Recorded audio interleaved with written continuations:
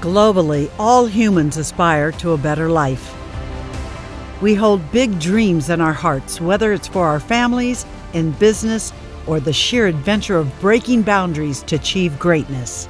When the spark of motivation ignites us to go for our big dreams, our high resolve impacts the whole world. Now we are turning the spotlight on this generation of motivators and the power of positivity in hopes to reach every corner of the earth.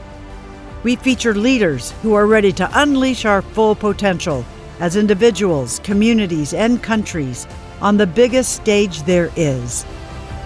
This is World's Greatest Motivators. In this episode of World's Greatest Motivators Conversation, the executive producers, David Meltzer, Lynn Kitchen, and Julie Jones Hamilton, welcome Blaine Bartlett, a motivational speaker and renowned corporate trainer and leadership development expert. Blaine is an international #1 best-selling author of Compassionate Capitalism, A Journey to the Soul of Business. Blaine hosts the popular podcast Soul of Business with Blaine Bartlett and is founder of the Institute for Compassionate Capitalism. He is an adjunct professor at Beijing University and has personally trained over 250,000 people in leadership success principles. Blaine Bartlett is a world's greatest motivator. And hello and welcome, everyone. We are so delighted to have you join tonight. We are so excited. Tonight is a special, special guest. This is World's Greatest Motivators Conversations with our illustrious stars of World's Greatest Motivators. And I'm just delighted to have you and welcome you all here tonight. My name's Lynn Kitchen. I'm one of the executive producers of World's Greatest Motivators, along with my partners, Julie Jones Hamilton. Hi, Julie. Hi, Lynn. And also David Meltzer, who's Mobile Meltzer. Mobile Meltzer. On the move, Meltzer. Always. And we have a special guest tonight that I know that you're going to just adore. And that is Blaine Bartlett, the one and only Blaine Bartlett, who is an international recognized motivational speaker. You speak all over the world, don't you, Blaine? Greatly in Japan, here in the United States as well. But Blaine is also highly sought after as a corporate executive strategic mentor.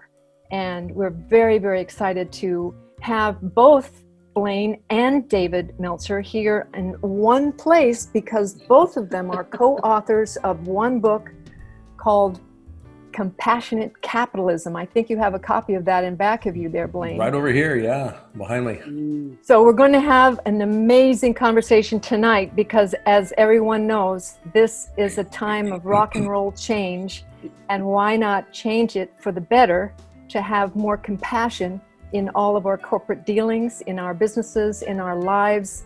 More compassion, I think, would be an amazing thing. So we get your questions ready tonight, because we're going to have a great discussion.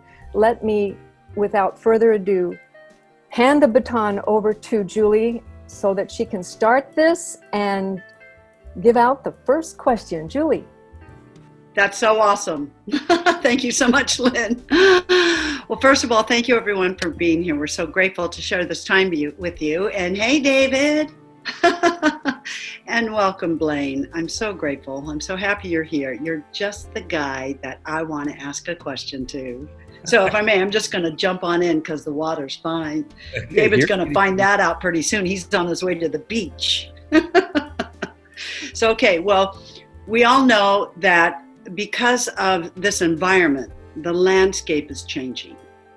All right. And we know it's always changing, but what about those who have no idea how to get in front of this?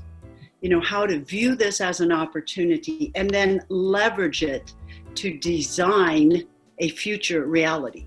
Yeah. You know, forgive me, it's kind of a 2-point question. Yeah. Yeah, it's great. There's actually two ways to answer that question. Yeah. First of all, getting in front of it, the thinking that accompanies that desire almost always is rooted in, I would like to get back to normal, to what was, to the status quo. And that's, for me, a non-starter. There is so much disruption that has occurred, and economic, but more importantly, I think societally, disruption to a lot of different things that we have held sacred for a long time. And it creates an interesting opportunity, and that opportunity has to do with what could be possible. A return to normal, and I talk about this in the book that David and I wrote, Compassionate Capitalism. One of the biggest difficulties with traditional capitalism as we know it is the wealth disparity that is now greater than it's ever been, a polluted environment, an economy that is fueled by ever-increasing consumption, which isn't sustainable and hasn't been sustainable for about 20 years. We're out of resource. There's a lot of things that I don't want to return to normal about. So that opens up a space to begin thinking about what's possible. When we come back, what possibility do we want to come back into? And part of the value of that has to do with possibility is far more engaging, far more energizing than a status quo settling. So that would be one part of it. The other part of it has to do with the fear that's associated with being in this position right now, the unknown. Everything is turned upside down, all kinds of stuff. Fear is a secondary emotion, and it comes from the experience of being out of control. When I feel out of control, I am fearful. And part of the opportunity and the challenge here is we begin to learn to think bigger than we feel. Because if I'm run by my emotions, if my behaviors are dictated by my emotions, if I'm organizing my life around my emotional need for comfort and safety, I'm not going to be growing. And that's not a healthy place to be. Growth requires expression and expansion. And that expression and expansion can occur either because I intentionally move into that, or I'm forced to move into it, which is where we're at today. Everything is just upside down. We are literally forced to reevaluate what we thought was normal. Now, that's kind of a long-winded answer to the question, but that's kind of where I'm at with it right now in my current thinking. Well, when you talk about the fear and when we're in fear, and we want to get out of fear, what would you say would be the greatest benefit for us in the way of being able to shift your perspective, your perception? What could you help? How could you help us? It does come down to possibilities. My entire career has been organized around leadership and leadership development. What is leadership? Mm-hmm. And leadership is the art of moving possibility into reality. That moves from possibility through probability and into reality. So leaders dream. Highly effective leaders dream. They dream of possibilities, and then they organize so that possibility can become a reality. And it's in that attachment to possibility, and it is an attachment to possibility, that fear begins to reside, because there's some certainty in that. I may not know how I'm going to make it happen, but I know the what that I want to make happen. And it's, every problem contains a solution in it, and and partly what's interesting around this is, when there's a problem, there's a desire for a solution, and desire is the catalyst from an energetic perspective.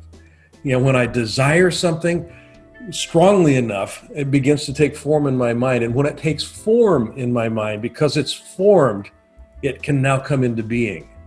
So I want to work with that energy in that sense. So that's kind of the metaphysics of it. The practicality of it is I start with that, and then I go to small steps, small, simple steps. Small, simple steps. What can I do today with what I have? Mm-hmm.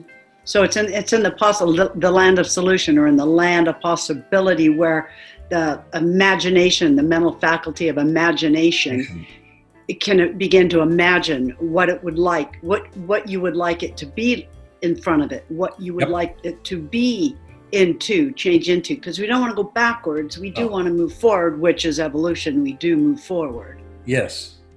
So Absolutely. it's using those faculties of or being aware that the power is in the desire. Power is in the desire. Yeah. Emotion moves things. You know, and that's the upside and the downside of emotions. I mean, fear is a very powerful motivator. Politicians use it all the time.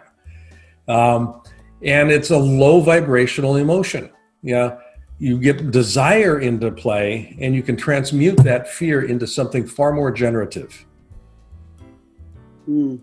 Very good. That's awesome. Do you have any, as a co-author of Compassionate Capitalism, how do you bring compassion into capitalism, and maybe what's your vision on change?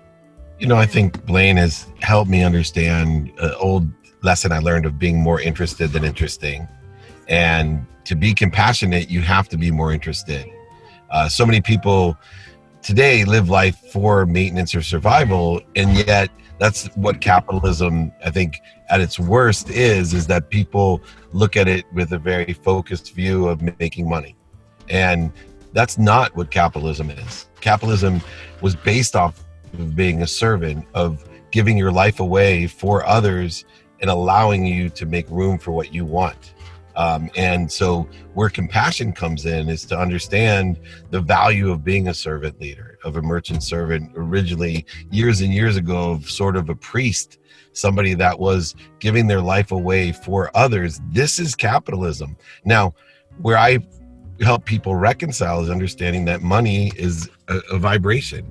Money itself is a quantitative faith of a lower vibration. And when you can have faith in monetizing things, today you can understand how you can blend it with a higher source or a higher vibration.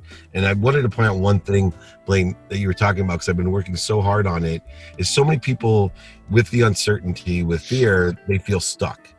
And that exacerbates the situation. And so I've been studying why people feel stuck, to help them. And what I found is it's really a matter of our senses and our memory. And we're a little bit of a more mature group here. I know one thing, our senses are inaccurate. The way we see things, smell things, hear things, taste things, and touch things are all different between us, and they're always inaccurate. And then two, it's relying upon our memories, which are extremely inaccurate, and they seem to get more inaccurate as I get older and older. Why this is important is that we could be at home right now, growing, accelerating, advancing towards a better anything, our potential. But yet, because our senses, which are faulty, and our memory, which is weak, we don't perceive it as advancing, as growing, as accelerating. And so we feel stuck. The analogy that I'm using for people is I do most of my work out of a closet, not a car, but right now I'm out of the car. But if you're in a closet and you're not trying to get out, you don't feel stuck, right? You don't feel stuck. If you're in the closet, you're not trying to get out. The only time we feel stuck is when we're trying to get out, and, you know, maybe the door moves a millimeter, but yeah, we can't perceive it with our weak senses and memory where it was. We feel stuck, but yet we're actually the ones advancing, getting stronger, accelerating, and growing, and one more push and one more push. And that's where I want people to put their mindset today, is that if you feel stuck because things are changing and you don't know where you're going because uncertainty lies in a compressed manner, just focus in on the millimeter that you gain and segment it out. Go double a millimeter 20 times. Watch how far you can get. Yeah. Well said.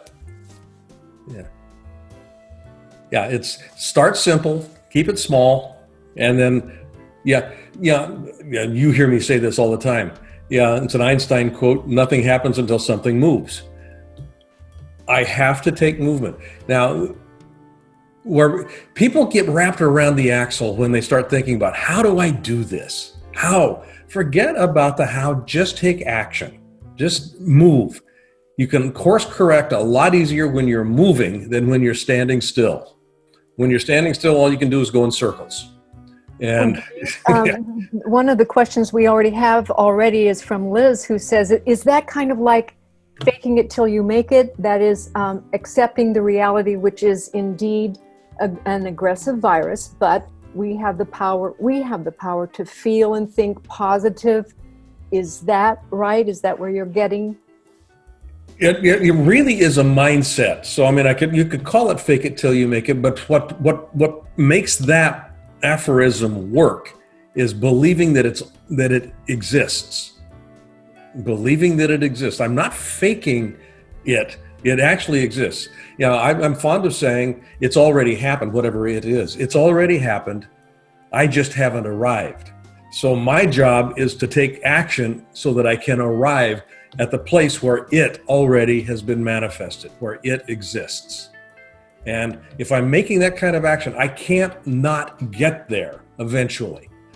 I have no control over the time frame. It's going to take as long gestationally as it'll take. But if I keep myself in motion and I keep myself connected to that desire, again, back to desire, and the desire in the sense that I'm talking about it is the assumption that it exists. It is the assumption that the solution is present, and that I just take the action necessary to get there. Yes, it could be just small action steps and on your desire. What would you love it to look like, and write it down? What kind of business would you love to have when the dust settles? Or what would you love to create? Or where would you love to go? Where's the first place you'd love to go when there's no more shelter in place? Exactly. What's the first place? Great example. I'm up here on an island, and when we're in the Washington State and Seattle area, and when shelter in place happened, and this was true for a lot of people, the restaurants closed, everything. And we're really good friends with a restaurateur here on the island. He just does an extraordinary job, and never has done takeout. Their entire business was not predicated on takeout. And he had not a clue how to go about doing some of that stuff. So I started talking with him about, well, what would you love? And he says, well, I love serving this community. And I said, well, let's start with that. I love serving this community. How could you do that given where we're at today? And he said, well, the most obvious is takeout, but I don't have any idea how I'm going to do that. And I said, don't worry about the how. Just start with a small step. If you could imagine it. And so one thing kind of led to another. And it's incredible what he's created. It truly is. It's wonderfully creative, and from an experience standpoint, I actually enjoy going there. He doesn't do deliveries right now, and that's fine because that wasn't part of his idea, but that's coming in. But just the way that he set it up, I feel like I'm having a dining experience when I go to get the takeout. It's really clever what he's done with it, and he's having a good time with it. He's kept his staff employed, and that's been a real big boon. So it's about getting creative, and it starts, like you said, Julie, with what would you love? Yeah. And what would you love? Just to add to that too, Blaine, when you're talking about faking it till you make it, I think there's two words that always come to mind, and one is collaboration with the universe, right? And the other is commandment. And a lot of people, I know we address this together, to command isn't to demand, it's to work with.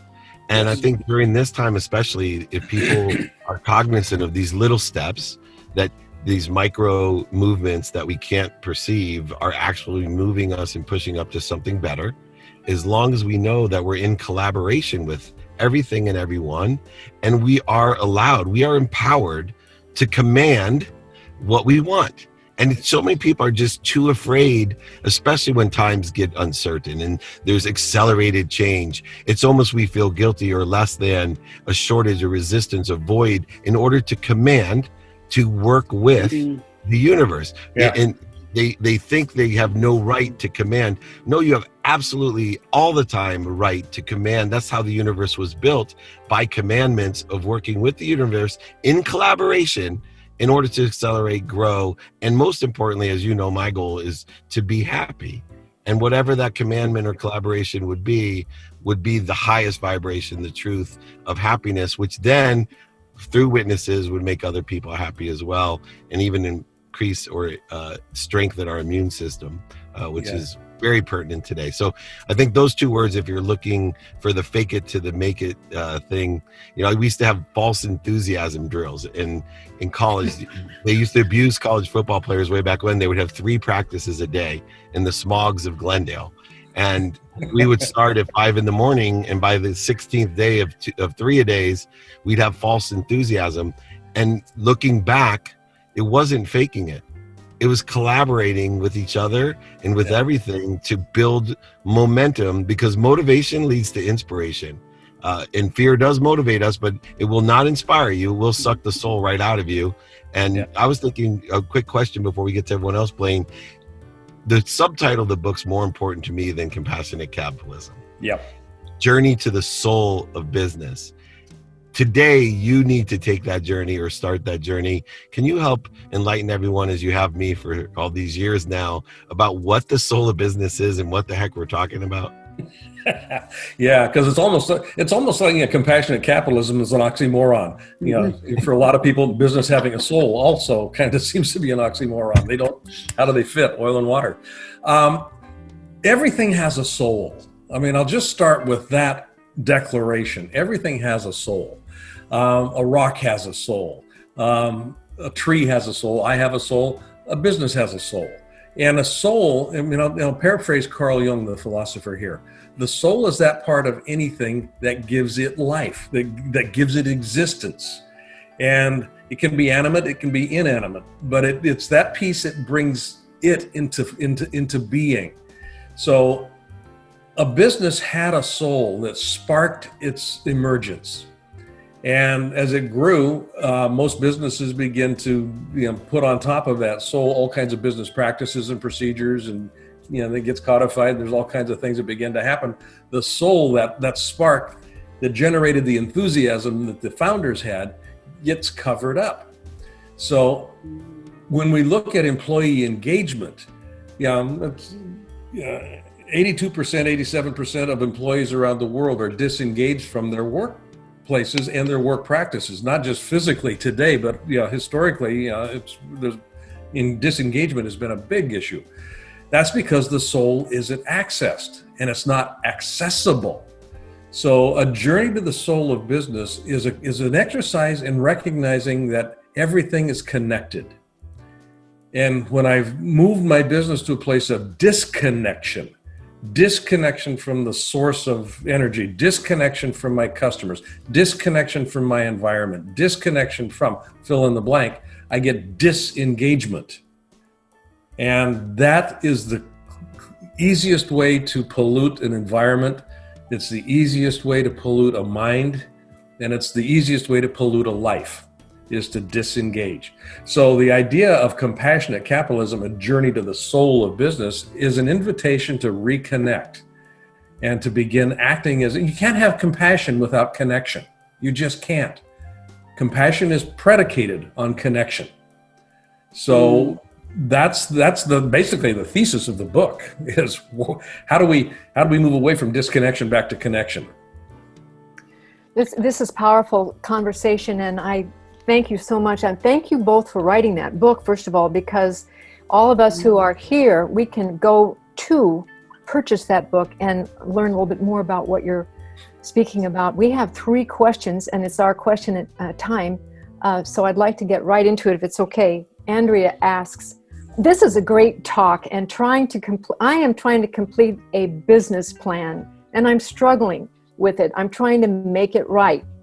I don't know exactly what I'm doing, and I'm perhaps looking too much online. How do I finish what I begin? Oh, David, you want to take a run at that one? Yeah. Well, I think there's 2 issues, right? One There's 2 of them there that I plan. The business plan, my number one thing is ask for help. There are so many people that have written business plans, have templated business plans specific to your industry, career, or business. So seek a mentor, and they have so much help that they can guide you. The second issue is much bigger. How can we finish? And my thing is detach your emotions from the finish.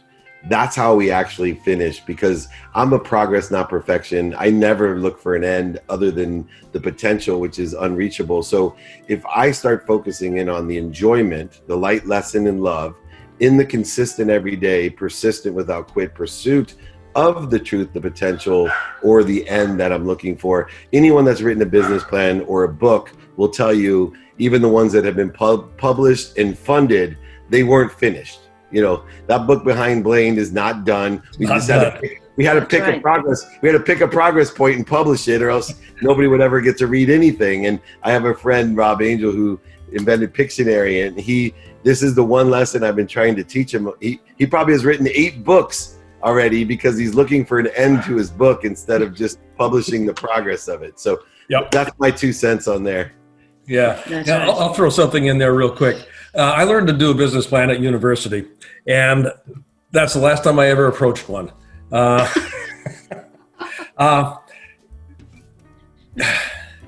Yeah,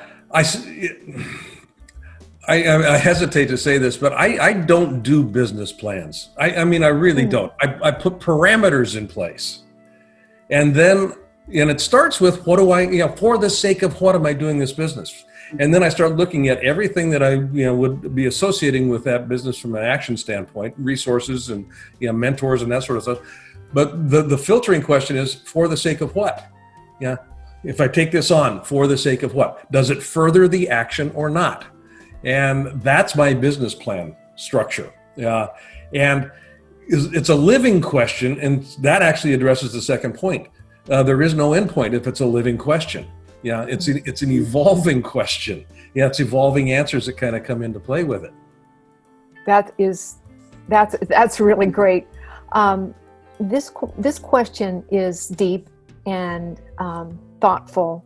Ravi asks, how is desire created? Blaine? How is it created? Yes. There's 2 ways that it gets created. One is through imagination. I need stillness in order to do this. I just start imagining possibilities, and there will be something that will just capture my attention, and it's attention that comes into play here. Energy will follow attention, and the energy that begins to follow the attention that is created by something that imagination is generated in my world begins to aggregate, begins to build up, and that translates to desire. When I start focusing on it, I start desiring it because I look around and I notice that it's not here right now. But then I start playing with it as if it were here, and it builds up to the point where I begin to experience the experience is one of, I can't believe I'm not holding this right now because I know it's real.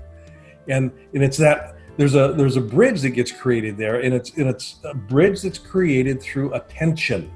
By attending to, by continuously coming back to and imagining. Visualization is an enormously powerful tool. Not just mental pictures, it's the emotions that come into play. And desire is a form of emotion. It's a form of energy. And it doesn't get created, it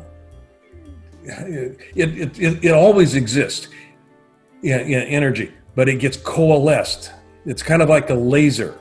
You take energy and you start directing it, and now it translates into desire. So imagination is part of it. If I'm facing a problem, I start imagining what the solution. I will never have a problem without desiring a solution. Wow, never. That's powerful. I will never, and if I can stop long enough, I can desire the solution, and then I can imagine and outpicture that solution. And then I start leveraging that and working with that. We have time for one more question. Real quick, pragmatic of that is practice. So remember, practice creates desire at a pragmatic level. Go ahead. Sorry, Lynn. Say that again.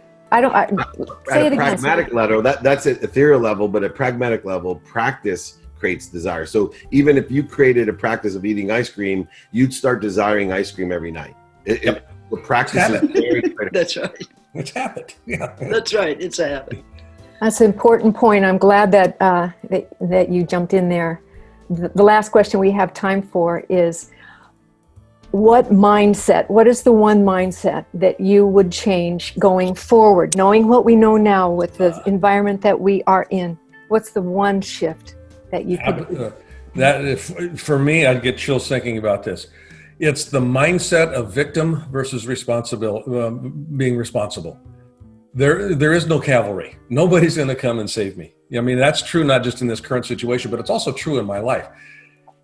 The mindset of it's happening to me, it's being done to me, is such a disempowering mindset. Nothing is happening to me. The only thing that I have control over in my life, period, the end, are my thoughts, my feelings, my emotions, or my attitude, and my behaviors. My thoughts, my feelings, my attitudes, and my behaviors. Those are the only things that I have control over. Everything else is just going to happen out there. I am responsible for curating and caretaking my thoughts, my behaviors, my attitude, and my feelings. If I act as if it's 100% my responsibility, 100% my responsibility to feel and experience what I'm experiencing. I can have a bad event.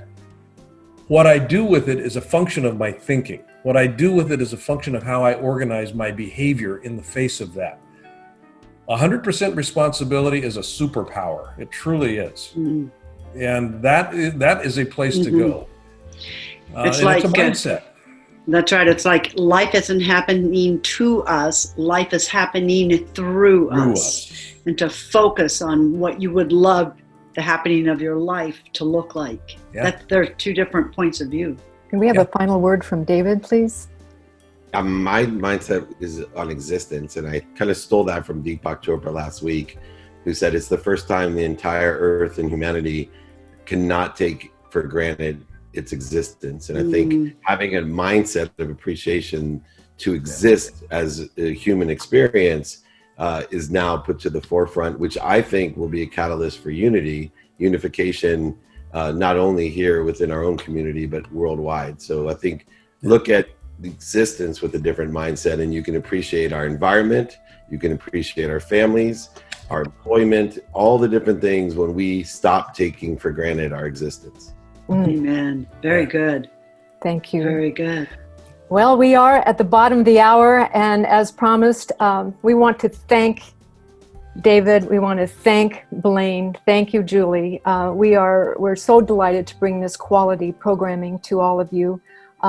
Right before we end, I would like to share with you some amazing resources that we have.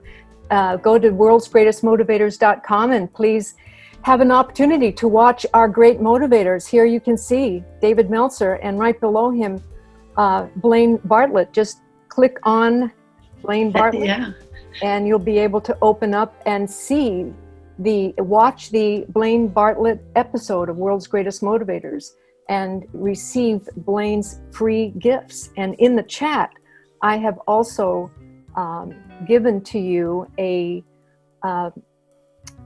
URL and link that you can go to and download one of Blaine's current coaching programs. And these are resources for you to take advantage of that we would love for you to have. And we're also sharing David's Friday classes coming up, and the link that you can all have and jump on these wonderful resources that we have given to you, and it's all for free. And why not take advantage of this? And get out in front of it and design it. Get in front of it and design it, because it's coming. And Julie and Lynn, I just put up blainebartlett.com/mindset. That is the free program, or that's the program that the WGM link is linked to. So not only will the book be available there, but also some information around the coaching program that we're working with. Perfect. All right. So thank you everyone for being here. Thank you everyone. David, Blaine. And Blaine. Be well. See you next week. Thank you. Absolutely. All right. Bye-bye now. Thank you for your patience. This is World's Greatest Motivators.